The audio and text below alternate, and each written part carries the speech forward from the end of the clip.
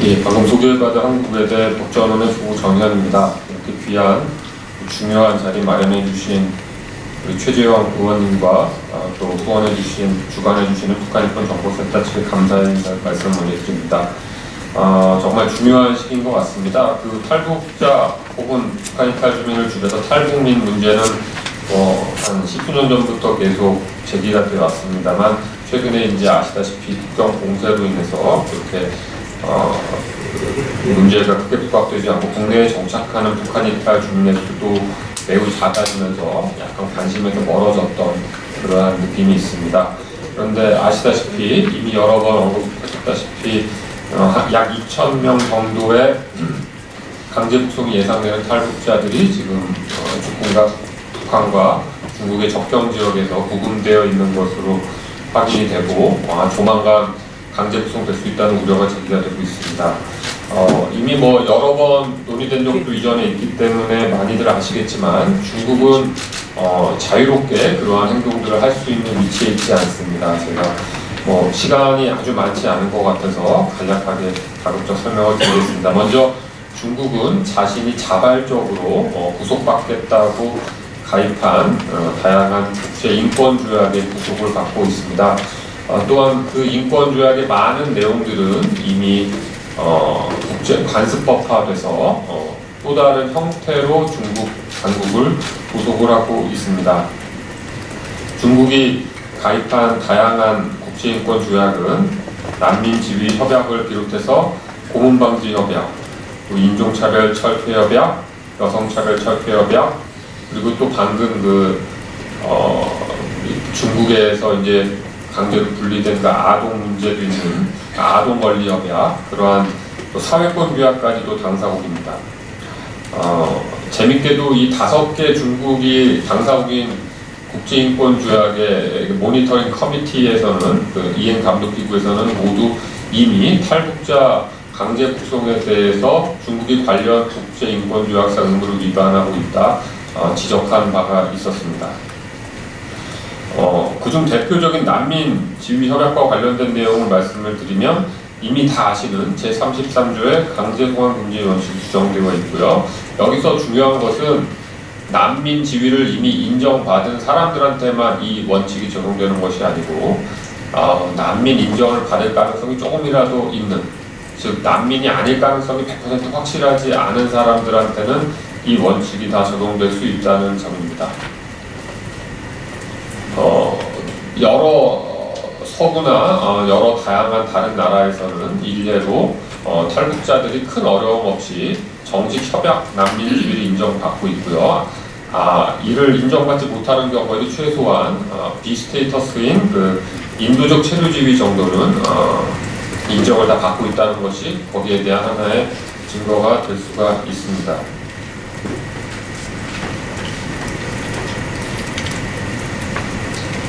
그 다음에 이제 인권 조약과 관련해서 조금 말씀을 드리면요.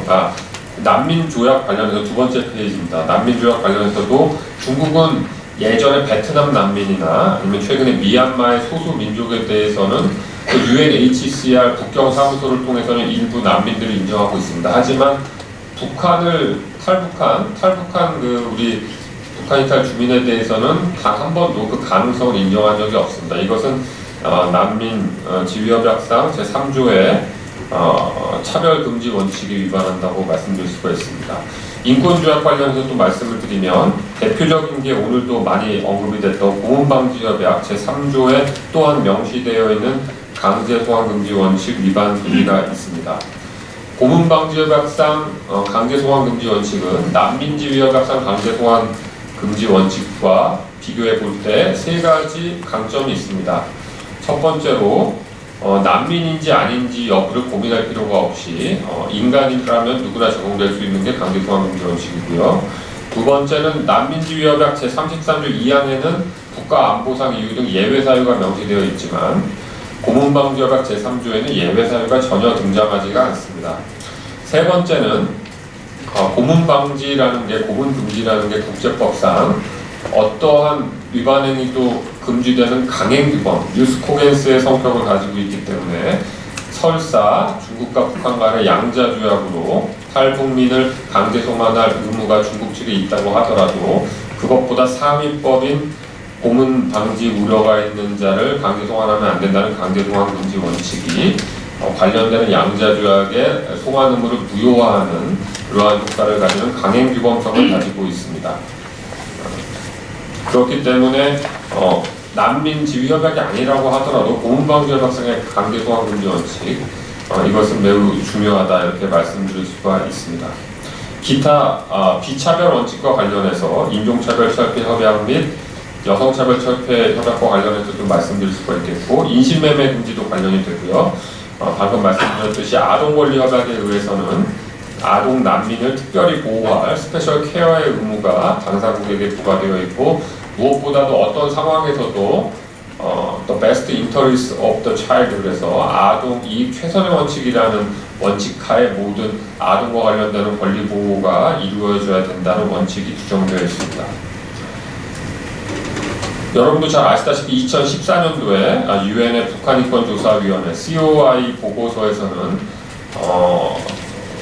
다양한 북한의 인권 침해 행위가 국제 범죄, 그 중에서도 Crimes Against Humanity, 반인도 범죄를 구성하는 것이고 그렇다고 한다면 그것은 국제형사재판소의 관할 대상 범죄이자 국제법상 보호책임 R2P의 적용 대상이라고 설명했던 바가 있습니다. 그 중에 크게 보면 세 가지 범주에서 반인도 범죄 혐의를 인정을 했었는데요. 그 중에 이제 2페이지 아래쪽에 나와 있는데 첫 번째 그 정치범 수용소와 관련해서 논의됐던 것 중에 이건 이제 북한 얘기입니다. 북한의 탈북자에 대한 여러 가지 반인권 조치들은 반인도 범죄를 구성한다고 결론을 내린 바가 있습니다. 즉 북한의 탈북자에 대한 여러 가지 고문 및 처우들은 기본적으로 반인도 범죄를 구성을 하고 그렇게 된다면 국제형사재판소의 관할 대상 범죄가 되고 동시에 국제법상 보호 책임의 적용 대상이 된다 하는 결론을 내렸던 것입니다. 물론 이 얘기는 북한의 행위에 대한 것이지 중국이 강제 송환하는 게 반인도 범죄다 이렇게 직접 해석할 수는 없습니다. 조금 더 간접적으로 연결되어 있는 것이긴 합니다. 어찌됐든 여기에 연결된다는 것이 중요하고요. 세 번째 페이지에 이제 보호 책임에 대한 내용이 있는데 이거를 제가 시간상 여기서 자세히 설명드리진 않겠습니다. 한번 읽어보시면 될 것 같고요. 기본적으로 방금 말씀드린 2014년 유엔 인권이사회의 북한인권조사위원회 COI 보고서에서는 북한이 자신의 보호 책임 제1기둥에 해당하는 자신의 제1차적 보호 책임을 명백히 실패했다. manifestly failed 했다. 이렇게 결론을 내렸기 때문에 국제 공동체가 조금 적극적으로 더 나서야 된다 하는 결론을 잠정적으로 내렸던 바가 있습니다. 그렇다고 한다면 중국의 책임과 관련해서 한번 생각해 볼 수가 있을 텐데요. 4페이지로 넘어가서 보면은 일단 중국이 탈북민들을 강제 송환한 것 자체가 반인도 범죄나 혹은 집단 살해죄, 제노사이드에 해당한다는 주장은 약간 테크니컬이 약간 어려움이 있을 수도 있을 것 같긴 합니다. 그럼에도 불구하고 북한이 강제 북송된 탈북민들에 대한 가한 행위가 반인도 범죄라는 결론이 국제사회에서는 이미 내려진 상황에서 봤을 때 최소한 중국은 탈북민을 강제 송환함으로써 북한이 보호 책임을 위반을 하고 반인도 범죄를 진행하는 데 있어서 최소한 방조함으로써 공범으로 비판받을 여지가 있고요.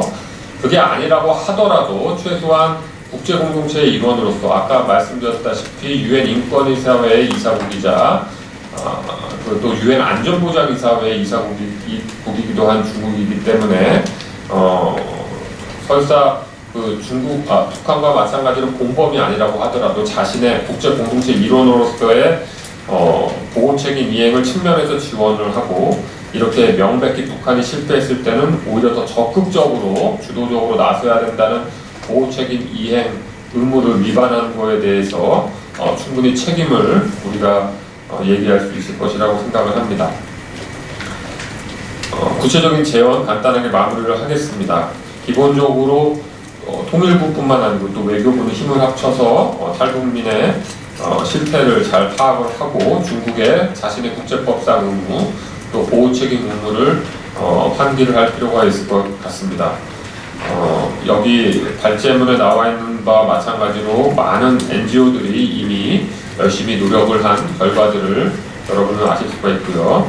NKDB도 했고요. 또 방금 통일망연합회 성통망사에서도 열심히 일을 했고, 여기 또 발표문에 나와 있는 한변, 오린모, 북한인권시민연합, 또 전환기정인 또 실무그룹에서도 이렇게 여러 가지 활동을 했던 바가 있습니다. 우리 정부에서도 좀 더 적극적으로 중국 정부에 관련 사안을 제기를 하고 또 UNHCR, 또 UN 북한인권특별보고관, 또 UN 인권최고대표, 또 아까 또 잘 제언해 주셨던 UN 사무총장까지도 같이 합심을 해서 관련 문제 제기를 할 필요가 있다고 생각을 합니다.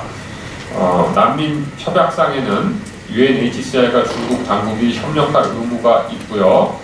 1995년에는 양자간 특별협정도 체결된 바가 있습니다. 또 UN 인권이사회에서는 내년 초에 진행 예정인 제4차 중국에 대한 UPR 절차가 진행 예정이고요. 또 인권 조약과 관련해서는 이행 감독 기구들에서 예를 들면 여성차별철폐협약위원회에서 중국에 대한 이행 의무 감독을 실시할 예정이 있습니다. 이러한 절차들을 잘 활용할 필요가 있고요. 이미 잘 말씀해 주셨듯이 예전에 2008년 베이징 올림픽 직전에도 이런 비슷한 문제를 제3국 추방 형식으로 지혜롭게 잘 풀었던 적이 있는데 부디 이번에도 9월 항저우 아시안게임의 성공적인 개최를 위해서 중국이 전향적으로 본인의 강제 북송 정책을 제고해 주기를 간절히 바랍니다. 또 UN 안전보장이사회에서도 보호 책임과 관련되는 논의를 주로 거기서 하는데요.